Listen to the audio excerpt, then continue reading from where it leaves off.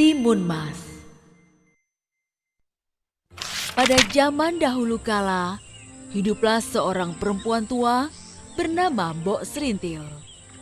Dia hidup sebatang kara, tidak punya keluarga.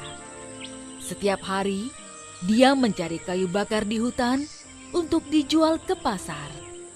Uangnya hanya cukup untuk makan sehari-hari. Namun bagi Mbok Serintil, itu sudah lebih dari cukup karena dia hidup seorang diri. Mbok Serintil sering kelelahan karena umurnya yang sudah tua. Siang itu, Mbok Serintil melepas lelah di sebuah batu besar di tengah hutan sambil melamun. Dia menghayal seandainya dia punya seorang anak, tentulah pekerjaannya lebih ringan karena ada yang membantu. Tapi suami saja tidak punya. Bagaimana dia bisa punya anak? Andaikan aku punya anak. Saat Mbok Serintil asik melamun, tiba-tiba raksasa jelek dan bau muncul di hadapannya. Mbok Serintil ketakutan, sampai-sampai dia tidak bisa berdiri. Seluruh tubuhnya bergetar.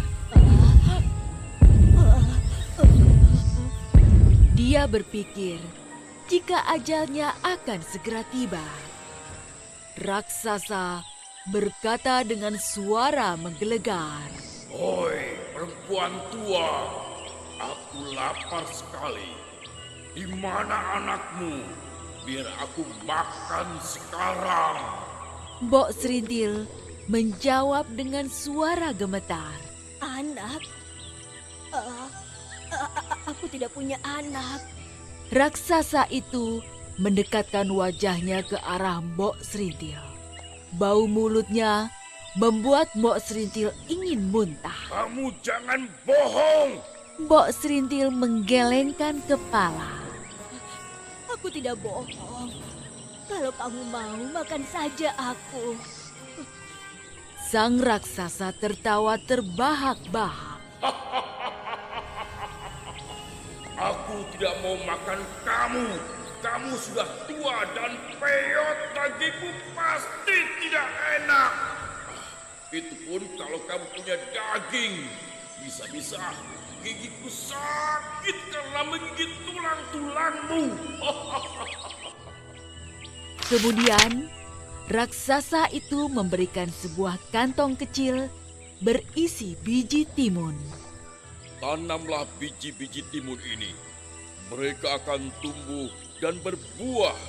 Salah satu buahnya akan berwarna emas. Jika sudah masak, petiklah. Di dalam timun itu akan muncul seorang bayi.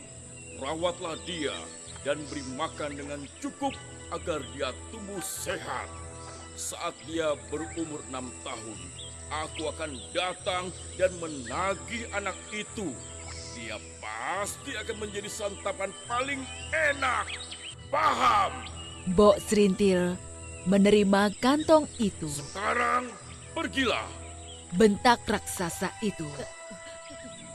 Baiklah, aku akan pergi.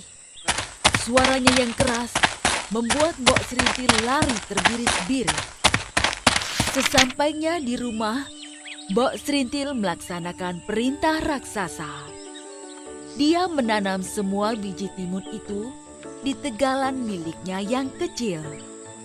Setiap hari, dia menyiram dan merawat kebun timunnya. Seiring waktu, tanamannya tambah subur dan mulai berbuah. Benar apa yang dikatakan raksasa. Salah satu buah dari tanamannya berwarna emas. Mbok Serintil memberi perhatian khusus kepada timun emas itu. Timun-timun itu semakin hari semakin masak. Timun emas itu pun juga tumbuh besar. Sudah waktunya membelah timun itu. Sudah waktunya buat timun ini aku petik.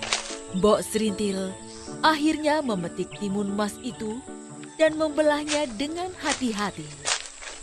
Betapa terkejutnya dia karena mendapati seorang bayi perempuan menangis di sana. Hah? Wah, seorang bayi perempuan yang cantik. Mbok Serintil senang sekali dan mendekap bayi itu. Dia menamai bayi itu Timun Mas. Timun Mas tumbuh menjadi anak yang sehat, cekatan, dan terampil. Mbok Serintil tidak henti-hentinya bersyukur karena mempunyai anak berbakti seperti Timun Mas. Sini Mbok, aku bantu. Iya, Timun Mas sayang. Namun, jika dia teringat dengan janjinya dengan raksasa jahat itu, dia menjadi sedih karena sebentar lagi usia Timun Mas hampir 6 tahun. Kekhawatiran Mbok Serintil terbukti. Raksasa datang untuk menagih janji. Untung, saat raksasa datang, Timun Mas sedang pergi ke pasar menjual timun-timun hasil kebun. Mana anakmu, nenek tua? Aku sudah tidak sabar ingin memakannya. Mbok Serintil berusaha menenangkan raksasa itu. Dia berkata padanya, Hai raksasa, Timun Mas masih kecil. Belumlah enak dagingnya. Datanglah 2 tahun lagi. Pastilah dia akan jadi santapan yang lezat. raksasa itu setuju dan berjanji akan datang 2 tahun lagi. Baiklah, awas ya. Aku akan kembali 2 tahun lagi.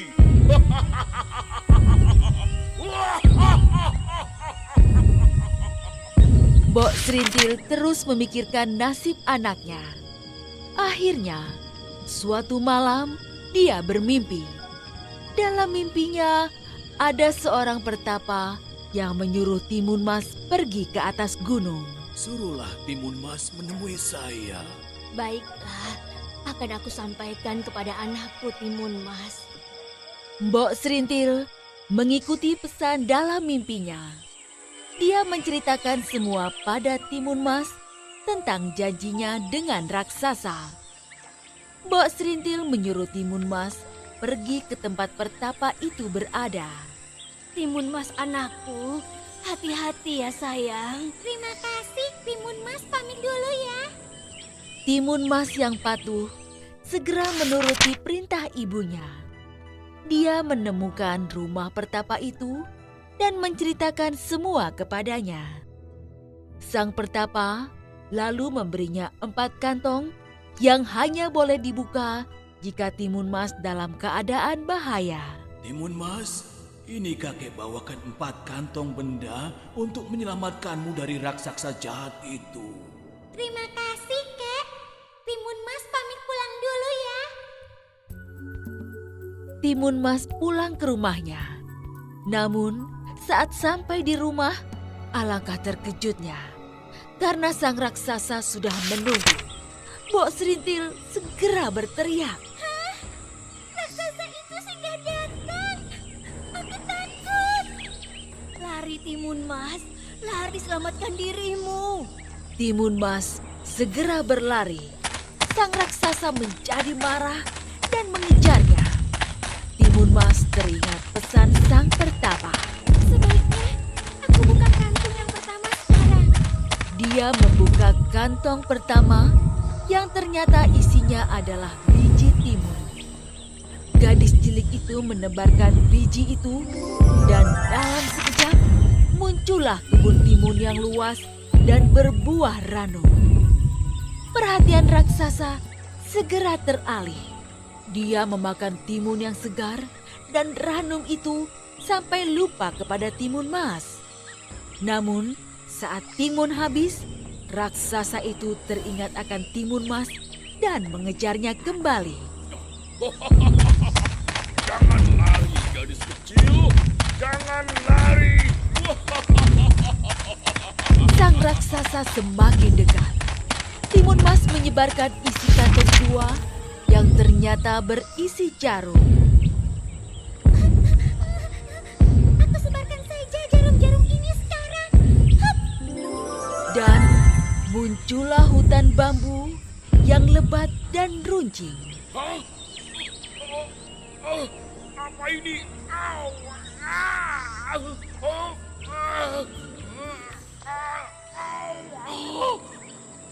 Timun Mas gelisah karena raksasa berhasil menyusulnya. Bagaimana ini? Raksasa itu semakin dekat. Sebaiknya aku buka kantong yang ketiga. Timun Mas menyebarkan isi kantong ketiga yang berisi garam. Dalam sekejap, muncullah lautan luas.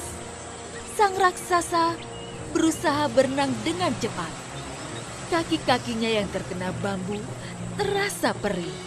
Tapi itu tidak menyurutkan tekadnya mengejar Timun Mas.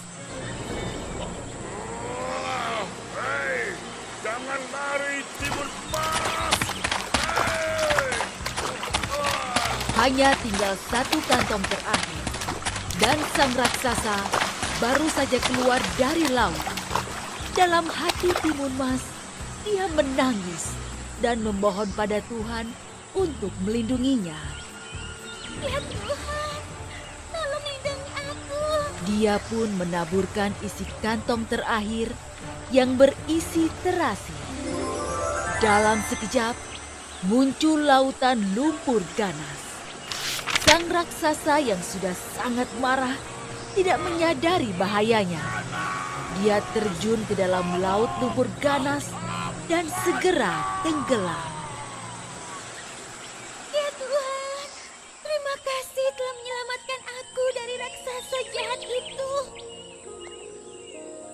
Timun Mas kembali ke rumah dan Mbok Serintil menyambutnya dengan tangisan bahagia. Mereka pun hidup bahagia berdua sebagai ibu dan anak yang saling mengasihi.